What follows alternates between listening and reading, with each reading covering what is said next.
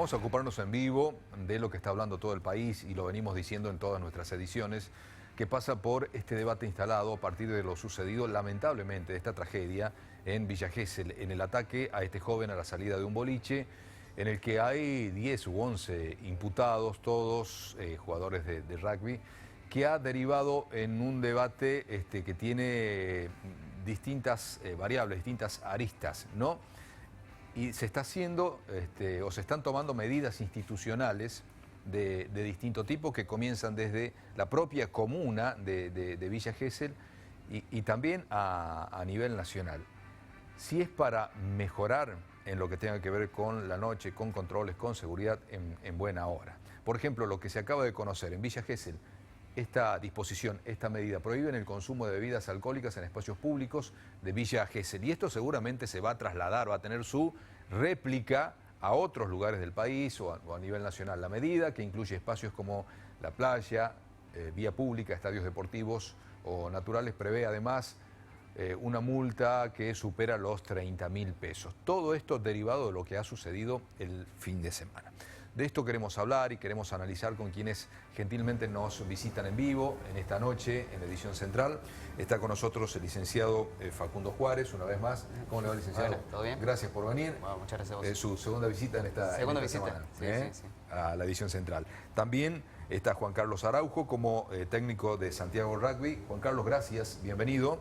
Gracias, Néstor Bravo, entrenador de básquet de Olímpico de las inferiores, gracias por su presencia. Y también Eduardo del Galgo Lugones, DT de fútbol de las inferiores de Central Córdoba. Bueno, un tema que se ha instalado y que ojalá sea saludable poder conversar y hablar de todas estas cuestiones, de lo que ha pasado, tomando como disparador lo de Villa Gesell, licenciado. Sí, creo que lo que no se debe hacer es lo que se ha hecho mucho tiempo, invisibilizar, digamos. O tomar esto como factores aislados, tener en cuenta que esto se debe al uso de drogas o el alcohol. Creer que el alcohol, que sí es verdad, es el elemento que está en todos los crímenes, digamos, vigente y siempre, sí, pero no es culpa de responsabilidad a los sujetos que han cometido un crimen o un delito o lo que fuera. De hecho, hacer eso, exculparlos o excusarlos, en lugar de ayudar, sí, lo termina perjudicando al propio sujeto culpable de un delito. Sí. ¿Sí? Que eso es fundamental entenderlo. Claro, bueno, dicen que se pueden potenciar algunas conductas, algunos comportamientos, sí, con el consumo de alcohol o de alguna otra sustancia. Primero, volver a definir esto de qué significa el actuar en grupo, actuar en manada, la pertenencia al grupo, por qué ese ataque alevoso, con ensayamiento 10 u 11 contra 1. Bueno, ¿de qué está hablando? ¿De qué está hablando? El crimen en sí es un factor que, como decía Lacan, es sociológico, digamos. O sea, hay un montón de aristas a analizar. Y por un lado, el ataque en grupo hace que, estamos hablando de un grupo que actúa en hegemonía, es decir, un grupo unido de rugby que se conocen desde muchísimo tiempo generalmente, que vienen siendo amigos hace mucho tiempo, y lo que pasa en el grupo muchas veces es que desaparece la propia personalidad, es decir, la conciencia moral que todos tenemos, que por ahí una especie de sensor moral, desaparece, de tal manera que lo que se produce es una horizontalidad en el grupo, en donde no hay una personalidad que actúa. Y desaparecen los frenos inhibitorios. Exactamente. Y el crimen tiene esa cuestión de fascinación, fascinación en el peor de los sentidos, digamos, en el acto mismo, porque desaparece el sujeto. Nosotros decimos en psicoanálisis, digamos, desaparece la persona, ¿sí? Ya no hay persona, hay una cosa arrojada. De la misma manera que ellos veían que pareciera que una persona está siendo usado como un objeto a patear, a golpear, del otro lado tampoco hay persona, lo cual no exime de responsabilidad. ¿Sí? Pero hablamos de una persona que está totalmente sin subjetividad. Eso es fundamental entenderlo. Bien. Eso es lo que provoca el ataque en grupo muchas veces y lo que intenta explicar lo que es la saña del ataque, que no se puede interpretar. La violencia en sí misma no se puede interpretar porque está fuera de los canales discursivos. Claro. Bueno, pero, por ejemplo, se escucha a muchos especialistas decir: hay ciertos valores que se han perdido. Sí. Antes no se atacaba al que estaba en el piso, no se lo seguía pateando. Claro, bueno, eso es muy importante entender, que se debe a un estado de excepción a veces, ¿sí? Eso es lo que hablamos el lunes un poco, lo que se da en los boliches muchas veces, es un estado de excepción, o sea, un estado anómico, sin normas, ¿sí? En donde los sujetos creen que se puede hacer cualquier cosa y no hay límites.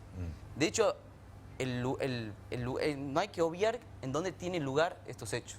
En un lugar de vacaciones, lejos de la propia morada, de la propia casa de uno. ¿Sí? ¿También influye, incide? Y por supuesto incide, ¿sí? Porque nadie te conoce, se actúa de otra manera, se sabe que al no conocerte nadie, al estar en un estado casi anónimo, la persona actúa de otra manera. Eso lo podemos ver incluso en lo que son las redes sociales, en internet, lo que sucede muchas veces con los scratches, con lo que se conoce el fenómeno en inglés como shitstorms, o sea, las tormentas de mierda, eso significa shitstorms en inglés, el fenómeno. Y sucede eso, el estado anómico, al no haber una persona, al no haber un responsable, desaparece el plano del respeto. Y el respeto indica una distancia. Claro. Y si no hay respeto, no hay distancia. Y por lo tanto, estás muy cerca mío y eso hay que eliminarlo. Bien. Y eso sucede mucho en los boliches y la pelea es algo habitual. Y si hablamos de respeto, de autoridad, se la vamos a trasladar a la pregunta a estos entrenadores que tenemos en la mesa. Ustedes son profesores, ejercen autoridad en grupos de chicos, de jóvenes. ¿Qué es lo que está pasando y por qué de pronto se dice no hay que demonizar, en este caso, el rugby? No estigmaticemos el rugby, que a lo mejor se asocia con prácticas violentas o con comportamientos y conductas violentas. ¿Qué es lo que se vive desde adentro? Tu experiencia primero como jugador y ahora como entrenador. Como lo decías, Carlos, o sea, hoy le toca de lleno al deporte que es el rugby atravesar esta situación que es lamentable y difícil, pero el trabajo general que se realiza a través de todos los entrenamientos en las divisiones formativas siempre está inculcado al respeto, al trato, y como vos decías, algo del deporte que en sí ya contiene totalmente su grado de rudez o de contacto, que llevarlo a otro extremo sería como, ¿cómo te podría explicar? O sea, de agresividad. El rugby tiene una conducta totalmente leal dentro del campo de juego y fuera del campo de juego. El trabajo profundo de los entrenadores está en basarse en la educación, en el deportista, con muchas prácticas y visualizar el trabajo que se hace a través del contacto en el tackle, en el roce, y hasta mismo en el vocabulario que tienen entre sí los jugadores. Y el entrenador hacia los jugadores. Claro. Obviamente que deduzco, me imagino que no solo se puede atribuir a lo que aprenden en un club, en una disciplina determinada. Hay todo un contexto, hay todo un escenario, hay familia, hay escuela, hay sociedad en definitiva, ¿no? Sí. Y afloran probablemente en estas actividades de grupo. No sé qué experiencia tienen desde el básquet. Nosotros no podemos obviar, hace rato estábamos charlando entre ellos fuera de cámara y decíamos que los clubes tienen los mismos problemas que tienen los colegios. Es esto que pasa en la sociedad y se lo transfiere tanto al colegio como al club. Y nosotros realmente muchas veces que uno de los puntos a tener en cuenta cuando nosotros formamos chicos es saber el poder que nosotros tenemos sobre los chicos en su proceso de formación. Cualquier palabra, cualquier actitud, cualquier norma en nuestra conducta llega a tomar como punto de referencia para un chico, para una determinada conducta. Claro. Y me imagino que debe ser muy complejo, porque si bien están ustedes como instructores, pero también participan los padres que llevan a sus hijos y son parte también, ¿no? Tal. Y los dirigentes. La institución, que es muy importante. Es muy importante. Muchas veces se les pide a los entrenadores, como hablábamos recién, que tomemos un rol que colabore con la escuela, o sea, que cumpla cosas que no se hacen en el colegio, cuando tendría que ser al revés. Nosotros tratar de ser un pilar dentro de lo que es la formación, Claro. la primera célula educativa que es la casa, Claro. ¿cierto? Claro. Lugones, ¿cómo opera la cuestión esta de la competitividad o instarlos a la competencia permanente? ¿No es también meterle determinada presión a los chicos? Sí, sí, nosotros que trabajamos en la formativa hace mucho tiempo venimos viendo eso, que por ahí el papá en sí está encima del niño buscando resultados, y creo que esos son los motivos a veces por ahí en la discusión, en las peleas dentro del campo de juego, en los entrenamientos, por la presión de los papás. Se han perdido mucho los valores que uno como padre o como familia le tiene que transmitir a ese niño, que se tiene que ir a divertir y no tomarlo tan de lleno al deporte en querer sacar resultados, y creo que eso muchas veces son las consecuencias de que por ahí suceden esa agresión. Estamos viendo a veces por ahí un papá o una mamá de una tribuna gritarle a un niño o al rival cosas que por ahí insultos, no corresponde, exactamente. Insultos de grandes, de adultos. O ese niño llegar a la casa y el papá estar continuamente machacando en decirle por qué no el gol, por qué no cosas diferentes. Entonces creo que esos valores tenemos que recuperar, de dejarlos que se diviertan. La familia es fundamental, el acompañamiento, de seguir, de saber dónde está el niño, no que sea una guardería, las distintas disciplinas deportivas, de dejarlos y que ¿Qué pasa no también? saben ¿Ustedes lo dónde ven? están. Lo vemos. De pronto padres que van y dejan a sus chicos... Y se desentienden totalmente. Se desentienden. Totalmente. Sí, por un par de horas. Sí, muchas veces el club se convierte, como lo hablamos antes, en una guardería. Y escapa muchas veces al entrenador y al club el después del entrenamiento de un jugador. Claro. O sea, tienes un control medianamente dentro del horario que ejerces el ejercicio, la práctica, pero luego de finalizada esa práctica pierdes totalmente el contacto de ese chico, que quizá vaya a saber en qué termina la jornada del día. Claro. Claro. Sí, es fundamental la cuestión de los límites, digamos, de la sanción que hay que poner a los fines de que las personas, todas las personas que estamos en la sociedad, digamos, si hacemos un acto, somos responsables de eso y de las consecuencias que eso trae. Si eso no se inculca de jóvenes, de hecho estos jóvenes habían tenido antecedentes de violencia previos, digamos, que estaban marcados, y si eso no ha sido sancionado en su momento, le hace un daño a esos chicos, y le han hecho un gran daño. Hoy vemos el gran daño que se ha hecho porque una sociedad que no sanciona es una sociedad que no tiene autoridad. Y una sociedad que no tiene autoridad es un estado de excepción.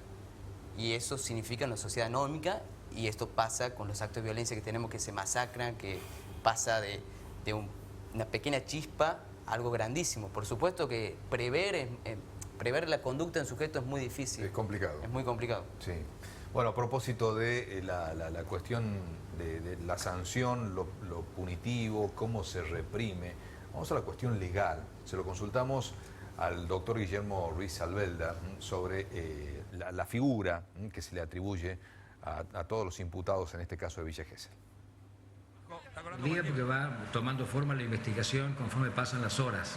Hemos tomado conocimiento que hoy ya se ha precalificado el hecho como homicidio, se tiene de los detenidos a 2 personas como autores directos materiales, o sea, los que han propinado los golpes que ocasionaron la muerte, y a 8 o 9 de los demás detenidos como partícipes necesarios, o sea, que sin haber golpeado han tenido que ver contribuyendo a que el resultado sea el resultado mortal que conocemos.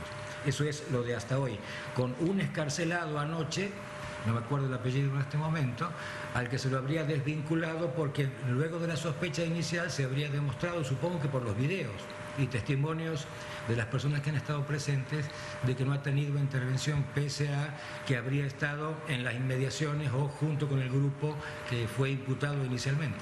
Bien, doctor, al tener tanta trascendencia, hacer un caso que está las 24 horas en los medios de comunicación, ¿tiene otra repercusión además de todo esto que está pasando? Yo creo que debería tenerla, porque lo que estamos juzgando no es un caso de un lamentable joven muerto a manos de otros lamentables jóvenes violentos, sino que nos trae siempre el tema de que no terminamos de madurar y que nunca empezamos a combatir, que es el tema de la violencia incontrolada. Ese es el problema. Lo vemos en el deporte, lo vemos en los abusos sexuales, lo vemos en estos ataques con gente lesionada o con gente muerta, lo vemos hasta en la forma de dirigirnos coloquialmente entre la gente. El tema de la escalada de violencia es lo que nos tiene que preocupar, aunque este sea un ejemplo extremo de hasta dónde llega la falta de control de los propios actos y de los que nos deben contener, que no siempre están presentes. Bien. Doctor, ¿qué dice la legislación, qué dicen las leyes argentinas cuando se plantean casos de estas características? Un joven muerto por aproximadamente 10 jóvenes que atacaron. Bueno, aquí tenemos la calificativa que el fiscal, como les dije al principio, ha dado como homicidio simple hasta ahora, que tiene una pena de 8 a 25 años de prisión. En mi lectura puede que se agrave por homicidio calificado, porque si es que es como dice las publicaciones, se habría agredido mortalmente a quien estaba ya en el piso sin sentido e indefenso, con lo cual tenemos alevosía, que es el aprovechamiento de la indefensión de la víctima sin riesgo para el autor. O si hubiera habido acuerdo en realizar este acto, podríamos tener el concurso premeditado de 3 personas o más. O sea, puede haber algunas circunstancias, al menos 2, en la teoría de lo que se publica, que pudieran llevar esto a homicidio calificado o agravado, donde la pena es prisión perpetua. Bueno, allí las definiciones legales, el marco, el encuadre legal que tendría todo lo que ha sucedido y cómo puede ir variando la situación procesal de cada uno de los involucrados. Bueno, señores, una conclusión y un mensaje al mismo tiempo.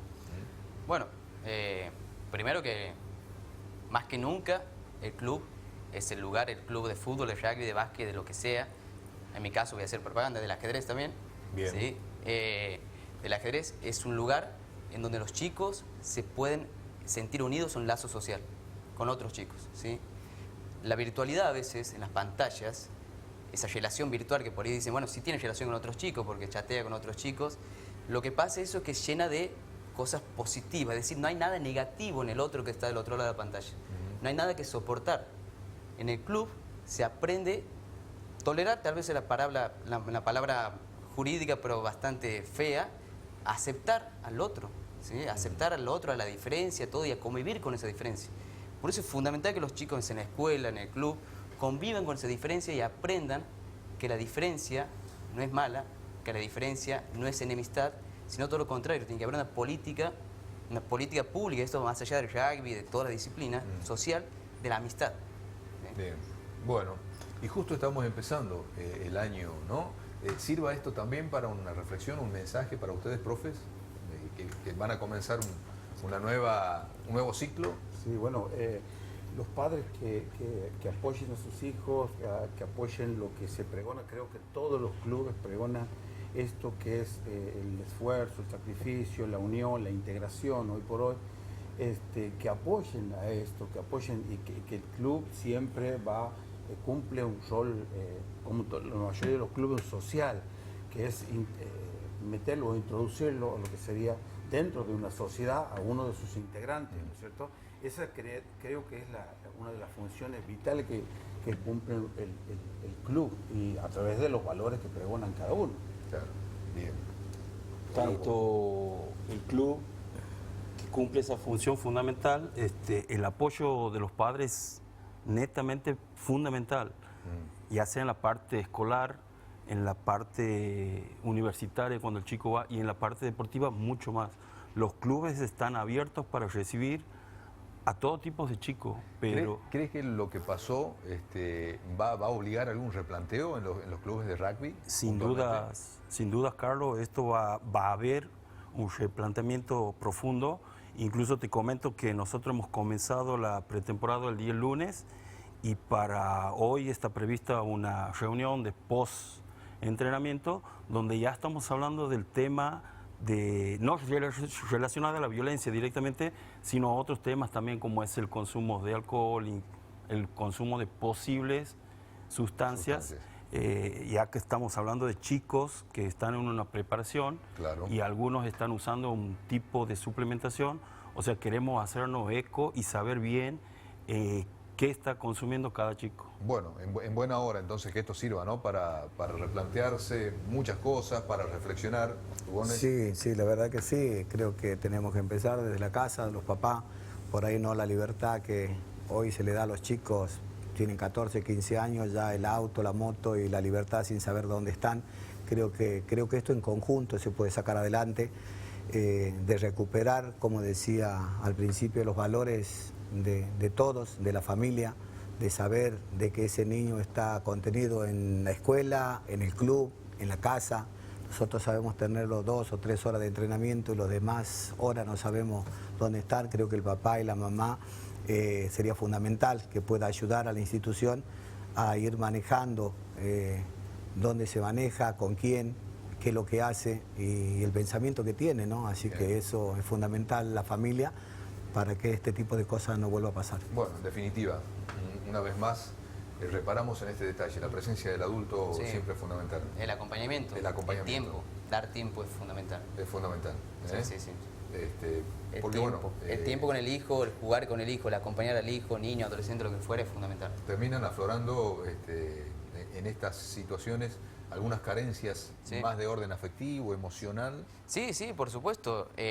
Lo que pasa en estos chicos es que intentan demostrar, a través de acciones a veces, acciones motrices y muchas veces violentas, en los adolescentes sobre todo, a alguien que le preste atención, a alguien que le dé una sanción o lo corrija o lo ayude de alguna manera, ¿sí? No lo dice, pero lo pide con acciones.